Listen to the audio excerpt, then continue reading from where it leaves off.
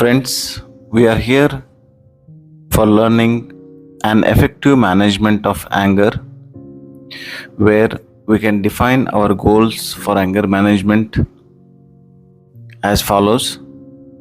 First, developing an understanding of what triggers anger, developing a better communication skills with the aim of improving relationships which have been spoiled or which are being spoiled by your anger.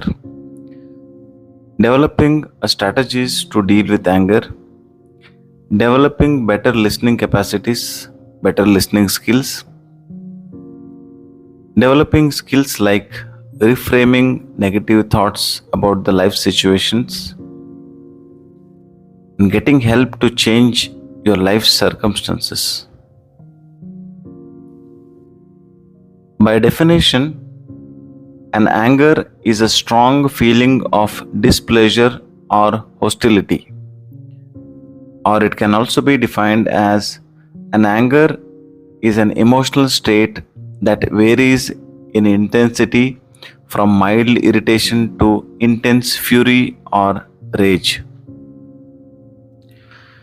Usually, the anger is normal and in fact it is healthy until it gets out of control.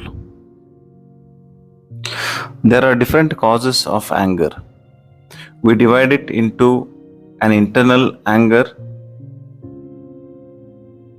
due to an internal event or an external anger due to an external event. Internal anger is an event that is caused by the individual or it is caused by person and you get angry for that. An external event, external anger, is an event that is caused by the environment and it causes them to become anger.